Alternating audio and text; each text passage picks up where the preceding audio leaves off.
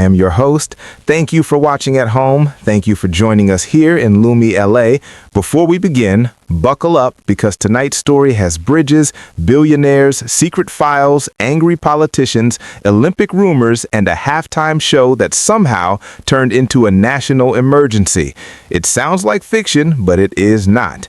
We might get a little rain tonight. They say it is coming any minute.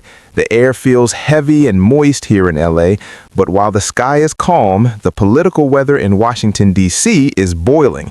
A select group from Congress has now been given access to the unredacted Epstein files, and according to reports, those files mention our president far more than anyone expected. And how is Trump reacting to this storm? By attacking Canada again. Yes, he is at it again. This time he is threatening to shut down a brand new bridge that is almost finished. The bridge connects Windsor in Ontario to Detroit in Michigan. He wrote, "As everyone knows, the country of Canada has treated the United States very unfairly for decades. I did not know that. Canada always seemed polite and calm to me, but okay." He continued by saying that Canada is building a massive bridge between Ontario and Michigan and that former President Barack Hussein Obama gave them a waiver to get around the Buy American Act. Now, according to him, the Canadian government expects him to just allow them to take advantage of America. On top of that, he claimed Prime Minister Carney wants to make a deal with China that will destroy Canada. And then he added something that truly surprised everyone. He said the first thing China would do is ban ice hockey in Canada and permanently eliminate the Stanley Cup. Think about that for a second. China banning hockey in Canada, eliminating the Stanley Cup. That is like banning sunshine in California. How would China even do that? Would they collect all the hockey sticks and turn them into chopsticks? And why would China even want to ban hockey in Canada? What possible goal would that serve? It feels like this idea needed a little more thought.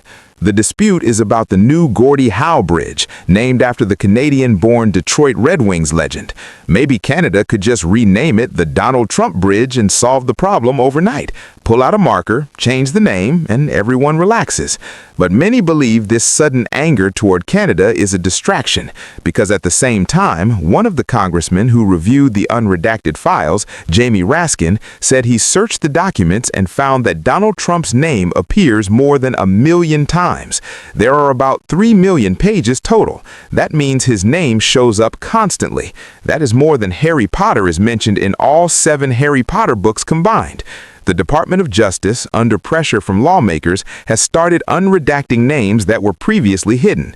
We still do not fully know why some names were protected in the first place. One name that appeared was David McKillips, who was the CEO of Chuck E. Cheese. His name reportedly appeared once in a simple way, and he resigned soon after. Think about that. Mentioned once and he steps down. Meanwhile, another person's name appears over 1 million times and he is still president. From a business point of view, imagine which company would panic more about being connected to those files. A bank, a hardware store, a warehouse club, or Chuck E. Cheese? The answer is obvious. A company filled with children and birthday parties does not want that kind of association. That is a tough hit for anyone.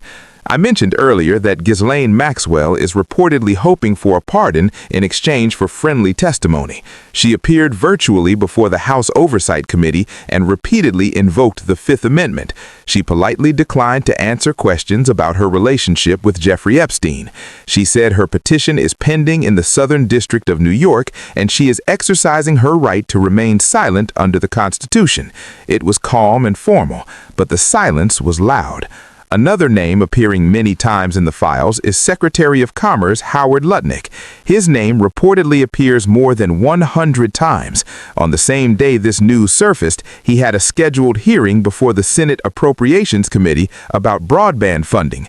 But instead of talking about internet cables, senators began asking about his connection to Epstein. Last year, Lutnick claimed he and his wife cut ties with Epstein in 2005 after Epstein made an inappropriate remark. He said they decided never to be in the same room with that disgusting person again. He even said if Epstein was somewhere, he would not go. Fast forward to today. Senator Chris Van Hollen referenced an email suggesting Lutnick sailed to Epstein's private island years after supposedly cutting ties. When asked directly if he visited the island, Lutnick said he had lunch with Epstein while on a boat during a family vacation. He said his wife, 4 children, and their nannies were present. That explanation raised even more eyebrows, because earlier he had strongly said he would never be in the same room again. Now he admits being on a boat and going to the island for lunch. Sailing to someone's private island is not something you forget. Then the conversation became even more uncomfortable. A reference was made to Epstein expressing interest in meeting Lutnick's nanny. When asked if it was the same nanny that traveled with his family, Lutnick said he had no idea. The idea of bringing children and a nanny to a place connected with a convicted sex offender is deeply troubling. Lawmakers from both parties are now calling for his resignation. Even some Republicans are speaking up. That shows how serious the issue has become. At the same time, another Republican congresswoman was passionately speaking out about criminals, assault, and protecting communities. At first, it sounded like she was referring to people connected to the Epstein files, but it turned out she was speaking about immigrants instead. The language was strong and emotional. It created confusion and anger. On the same day that we learn about massive references in those files, some politicians are pointing fingers elsewhere. It makes many people wonder what is really going on. Health concerns are back in the headlines. Measles cases are rising again in parts of the country. There are now hundreds of reported cases in one state alone. Health officials are urging people to vaccinate their children. One official clearly said that measles is dangerous and vaccination is the solution. It is surprising that a disease once nearly eliminated is returning. The debate over vaccines has created division and fear. Public health experts continue to repeat that the vaccine works and saves lives. Meanwhile, the Winter Olympics in Milan have started, and a strange rumor has spread in the Olympic Village. Some male ski jumpers are reportedly injecting hyaluronic acid into their bodies to improve aerodynamics. The idea is that enlarging certain areas could slightly change airflow and help them stay in the air longer. Officials say they would investigate if it is related to doping rules. Athletes always look for small advantages, but this rumor has raised eyebrows around the world. The pressure to win medals sometimes pushes people to extreme ideas. Back home, the reaction to the Bad Bunny halftime show is still ongoing. Some conservative lawmakers are threatening to contact the FCC over lyrics that may have been said in Spanish. One congresswoman admitted she doesn't speak fluent Spanish, but suggested the lyrics were disturbing if translated. It's interesting how something can cause outrage first because it is not understood, and then cause more outrage once it is translated. The halftime show featured singing and dancing, yet it has become a political debate about language and culture.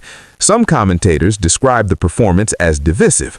Others say it celebrated diversity. The arguments have filled social media and television panels. There are strong emotions on both sides. In the middle of it all, regular viewers are left wondering how a music performance turned into a national controversy. The focus seems to shift daily from bridges to files to health warnings to Olympic rumors to pop stars. It feels like a non-stop cycle of noise. If you are still angry about a halftime performance days later, maybe it's time to take a breath. There are serious issues facing the country. The files being reviewed by Congress, questions about honesty and transparency, public health concerns, international relations. These topics deserve careful attention. Yelling about song lyrics may not solve them. Tonight's news shows how quickly attention moves. One moment it's about a bridge between two friendly neighbors, the next it's about secret documents and shocking connections. Then it jumps to health warnings and Olympic rumors. And finally, it ends with debates over music and culture. It feels like a non-stop cycle of noise. We will continue to follow these developments closely here on Global USA News. There is a lot more to come. Stay with us. We have a full show tonight, and we'll be right back with more updates and in-depth discussion. As all of this unfolds, the central question remains the same. What is really happening behind the scenes, and why does every new headline feel like it is trying to pull our attention in a different direction? When lawmakers say they are reviewing millions of pages of documents, that is not a small matter. 3 million pages is massive. If a name appears again and again across those pages, people are naturally going to ask questions. They are going to wonder about the context, the timeline, and the full truth. Transparency becomes critical. Trust becomes fragile. Members of Congress from both parties are now under pressure from voters who want clarity. They want to know who knew what and when. They want to know why certain names were hidden and why others were revealed. They want to understand how powerful people interacted with someone who was already a convicted offender. These are not small concerns. These are serious issues that cut across party lines. When even lawmakers from the same party begin calling for resignations, you know the temperature is rising. At the same time, political messaging continues at full speed. Social media posts, press conferences, interviews, and public statements keep coming. Each side frames the story differently. One side calls it a distraction, another calls it a witch hunt, another says it is long overdue accountability. The public is left trying to sort through it all.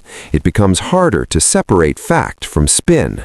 That is why careful review of official records and sworn testimony matters so much. The situation involving the bridge with Canada may seem minor compared to everything else, but it also reflects how quickly relationships can be politicized. Canada has long been one of America's closest allies. Trade flows daily across that border. Families live and work on both sides. A new bridge is usually seen as a symbol of cooperation and economic growth. When it becomes a target of political anger, it raises eyebrows. Is it truly about trade fairness, or is it part of a larger strategy to shift headlines? Meanwhile, public health experts continue to warn about the measles outbreak. Measles is not just a rash. It can cause serious complications, especially in children.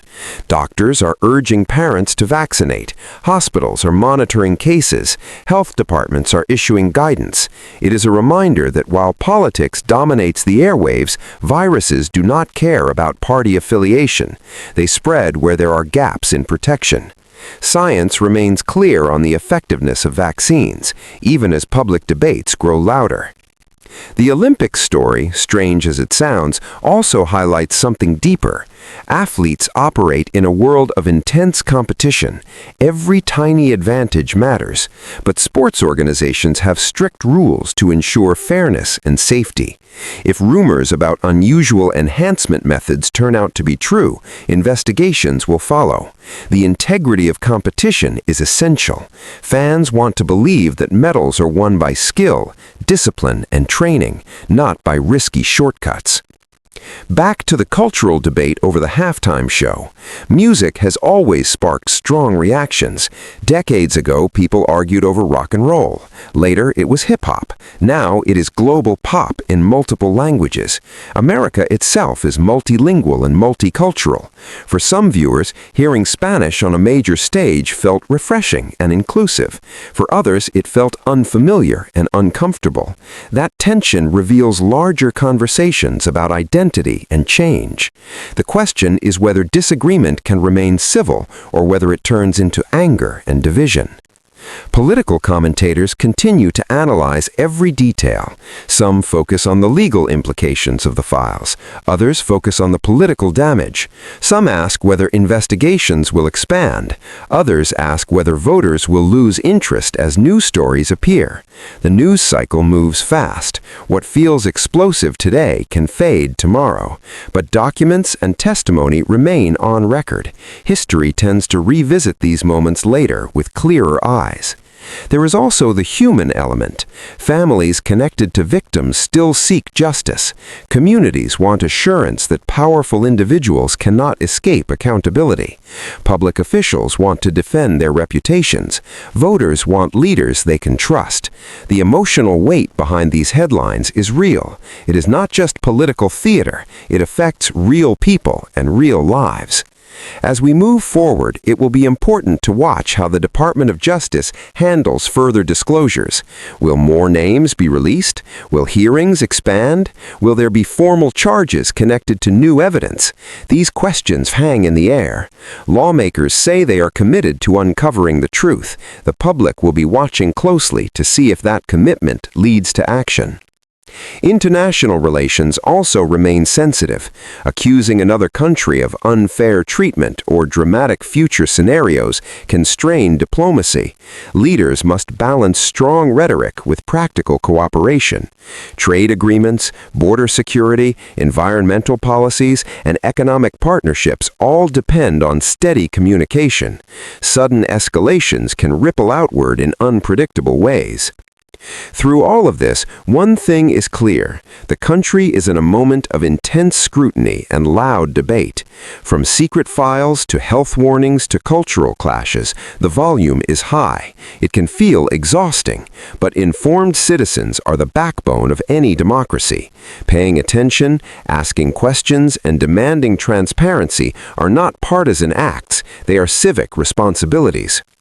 As tonight's discussions continue, remember that headlines are only the beginning. The deeper story often unfolds slowly through hearings, court filings, and verified evidence. Patience is necessary. So is critical thinking. It's easy to get swept up in outrage or sarcasm. It's harder to sit with facts and wait for full confirmation, but that is what responsible engagement requires. We will continue monitoring every development. If new documents are released, we will examine them. If officials respond, we will report their statements. If policies shift, we will break down what it means for you. This is a complex moment with many moving parts. Staying calm and informed is more important than ever. Thank you for staying with us through this extended report. There is much more ahead in the coming days.